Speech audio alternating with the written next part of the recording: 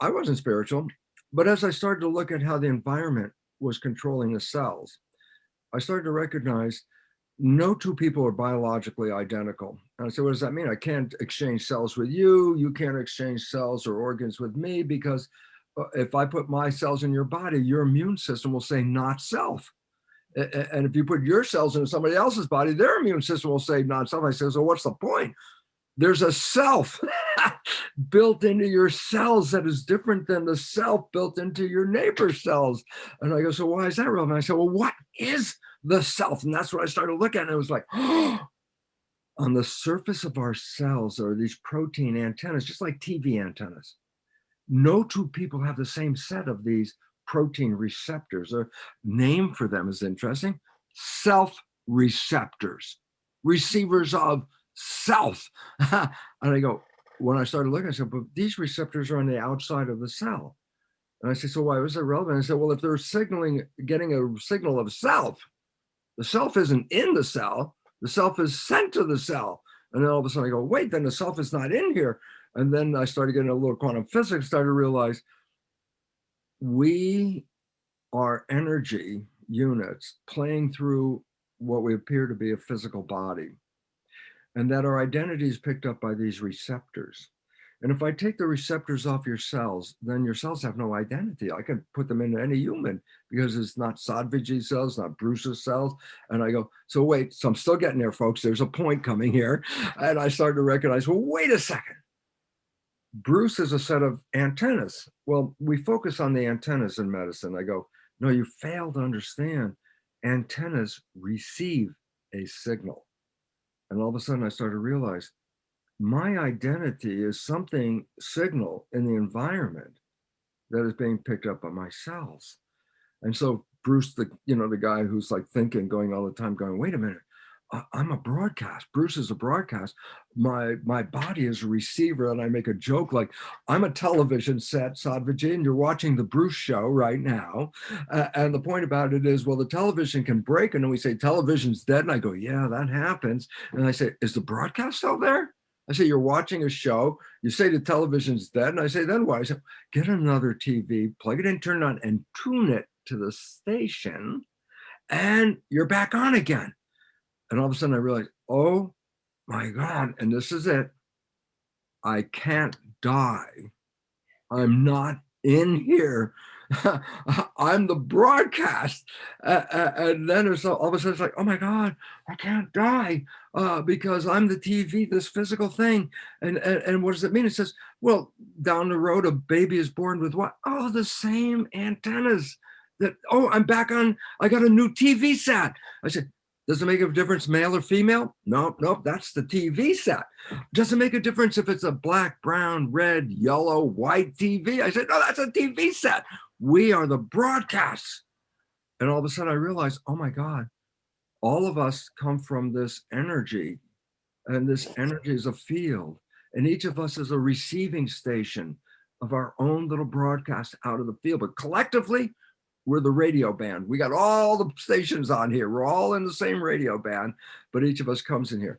So, okay, so now comes the moment of like supreme joy and reality. And I say, what was that? And I said, okay, I got to the point. Okay, I have a spiritual part and I have this physical part. And I asked a simple question. I said, why have a body? Why not just be the spirit? And then this is when I found out I had Jewish comedian cells. I go, what's that? I go, I asked a question of myself, why have a body? Why not just be a spirit? And 50 trillion cells in my body welled up with an answer. And I said, the answer, what was I said? I asked a question. The answer came back in the form of a question. That's where the Jewish comedian guy came in. I asked, why have both a spirit and a body? And the cells answered with this. Quote, Bruce, if you're just a spirit, what does chocolate taste like? And all of a sudden I said, oh my God, that was the most profound thing in the entire world. I said, why? Because this is like a virtual reality suit. I can see with these eyes. I could smell, I can taste, I can hear. And I go, so why is it relevant? Well, as I said, the question came out, if you're spirit only, and Sadhviji and I are in the spirit world, and we're saying love is such a beautiful thing, it's the harmony and the connection and everything. I said, yeah, but what does love feel like? You go, as a spirit, how the heck do I know what's, but I say, oh, you have to have the chemistry of the body and a nervous system that translates the chemistry into sensation. Sensation is not chemistry, it's electromagnetic vibration. It's a broadcast. And I say, so why is it relevant? So we had one little part. I go, what? We think our thoughts are in our head. And so we put wires on our head called the electroencephalograph. And I could read your brain activity. I go, yeah, inside your head, you got all this consciousness going on. And then I go, you know, there's a new technology, reads brain activity as well. It's not electroencephalograph, EEG. It's called magnetoencephalograph, MEG. And I go, so what's the difference? They both read consciousness. I go, yeah, and what's the difference? Magnetoencephalograph, the probe is out here. It doesn't even touch your head. I go, stop. I say, why? You're reading my thoughts out here? And all of a sudden it's like, my thoughts are not contained in my head? No, they're broadcast back to the field. I go, I can read your thoughts from out here. So whatever you're thinking, positive or negative, or I can do this, I can't do that. So it's not staying in here. It's going out into the world and the universe around us. And then I say, so what's the relevance? There's something called resonance. When two things are in vibration, if one vibrates, the other one will vibrate. Okay. And if they're not in harmony, one vibrates and the other doesn't do anything. So I say, so what does it mean? Oh my God, this is so changed life stuff. And I go, my thoughts are vibration that go out into the energy field, which is quantum physics. I go, so what? I say, my thought will only vibrate and resonate with something that matches the thought. If I send out a thought of love, only elements that are in love, that vibrate in love, will respond to my thought because we're in harmony, we're in resonance. If I send out a thought of fear, negative and scare, and I can't do this and I'm afraid, I said, what do you think is going to vibrate? I said, love is not going to vibrate. Only things that you would be afraid of, things you would be, have fear over, they'll vibrate. And I say, so put it all together. Oh my God, we're creators. And we come in to this body to create. And that what we create and what we experience is not kept in us. Our mind translates it into electromagnetic vibrations that go back to the field. And that integrates with our spiritual vibration because they're the two in resonance. I'm in resonance with the spirit and the spirit is in resonance with the body. Why? We're using the same vibration. So our lives make a difference that we live here. And I say, what? First of all, we're creators. We're very powerful. I go, until a creator is programmed not to be powerful. And then that creator, by programming, will say, okay, I'm not powerful, and give up our power.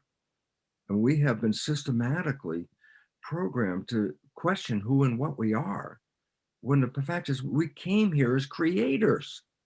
And I go, why did we come here for the creation? And then I go, because we get a feedback that goes back to the source that says, what do you want?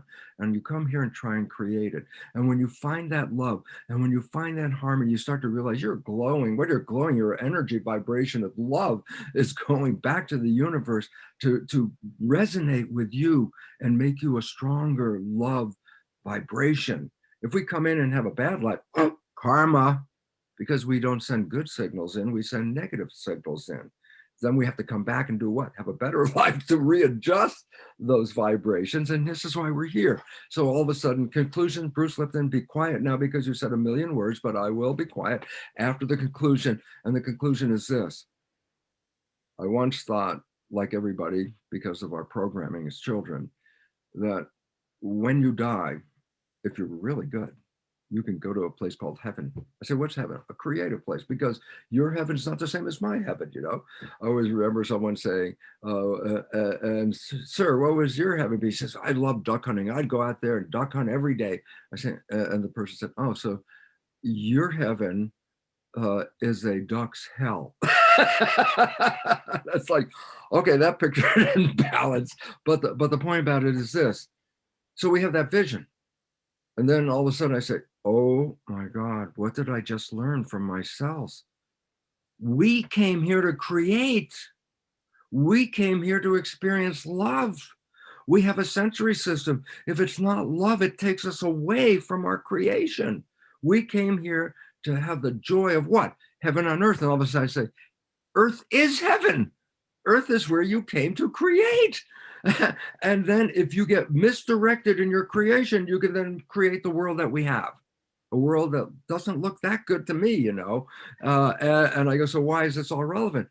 Is because we are truly powerful creators, and we have given up the belief that we have any power at all. I'm afraid of this, I'm afraid of that. And I'm going, well, there you go.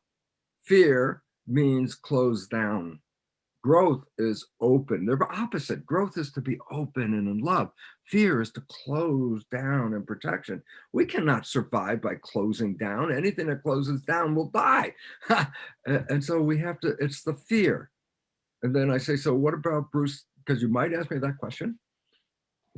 What stopped the fear in my life was I owned my spirituality as a scientific reality. I didn't go through a devotional phase, not spiritual, and then I had to learn a lot of stuff, and then I became spiritual. I was a biologist and saw I am not in here. I am a broadcast. And that moment of, I cannot die. You cannot die. You're not in there, but you have to not, like have a devotion to spirituality. It's either you believe spirituality, or you don't believe it. And for me, it wasn't a devotion. It was a scientific mechanism.